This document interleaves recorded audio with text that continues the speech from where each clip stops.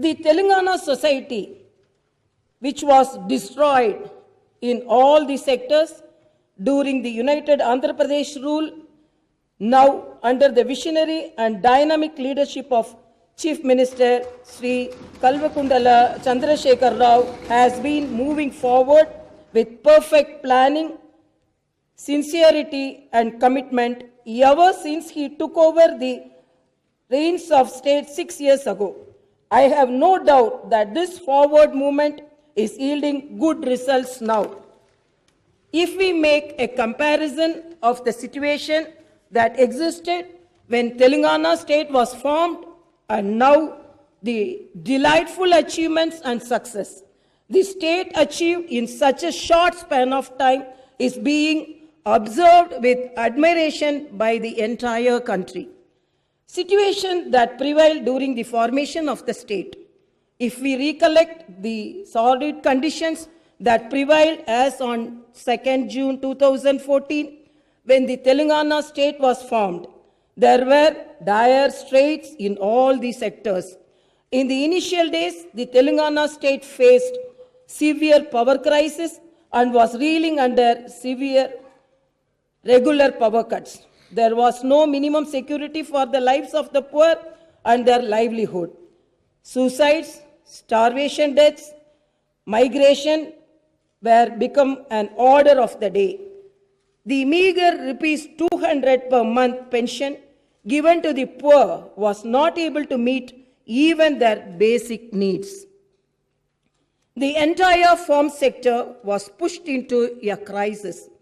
The situation was so pathetic that thousands of farmers who were in despair and distress used to commit suicides.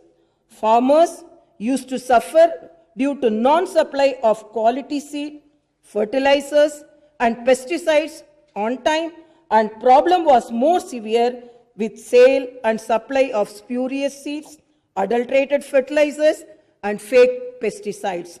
Farmers had to struggle a lot to get investment to cultivate their crops. The situation was so grave that farmers used to raise private loans at an exorbitant interest rates. Owing to non-completion of the irrigation projects, there was no availability of water for agriculture. Farmers' future was bleak. Groundwater table dipped acutely due to large-scale destruction of tanks under the United Andhra Pradesh rule. The situation was so grim that even if a borewell was drilled up to 600 feet, 700 feet, or even to 800 feet, there were no traces of water.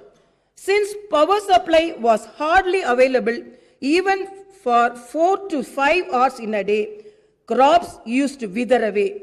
Even if some manages to get some produce, it would never get a proper support price in the market.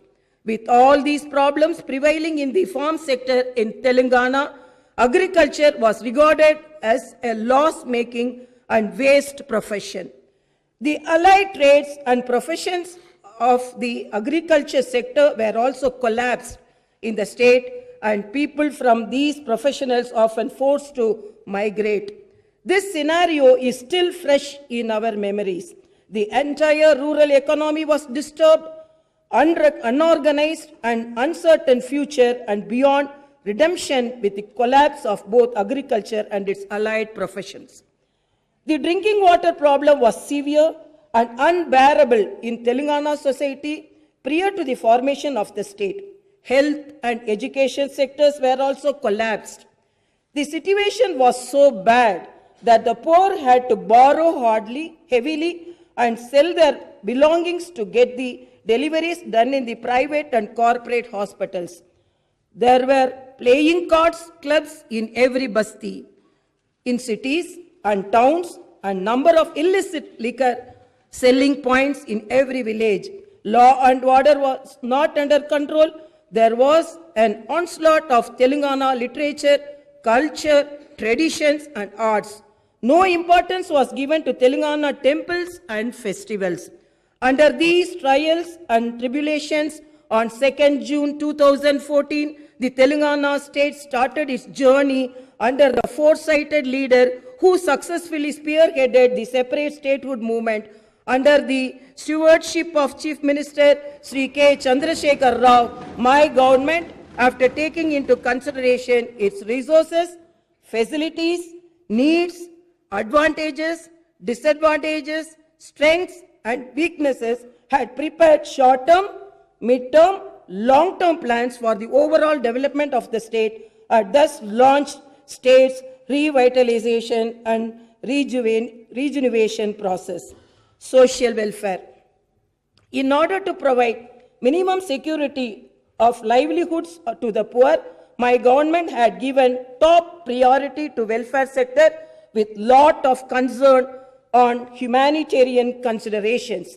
The welfare program are being designed and implemented with utmost humanitarian perspective by the Telangana government to give security to the lives and livelihood of the poor. To bring more number of poor people under the umbrella of below poverty line, the BPL, the maximum income limit has been increased from rupees 60,000 to 1,50,000 in rural areas, and in urban areas it was increased from 75,000 to 2 lakh rupees. Within this, even those working in the government and private companies with lesser salaries are able to derive benefits from the welfare schemes. With the amount of rupees 2016 per month given as Asara pension, the poor are able to live happily without depending on anyone. My government has increased pension for pensioners with disability from rupees 500 to 3016. Though there are lakhs of BD workers in the country, the pension are given to BD workers at rupees 2016 per month in Telangana state only.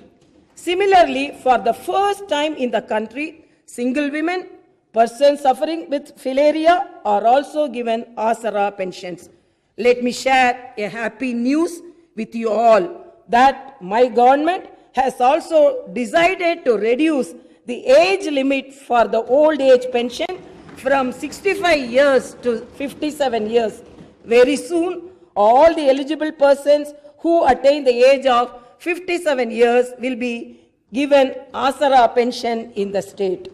Under Kalyana Lakshmi, Shadi Mubarak schemes, my government is giving 1,116 rupees towards expenses for the eligible girls' marriage.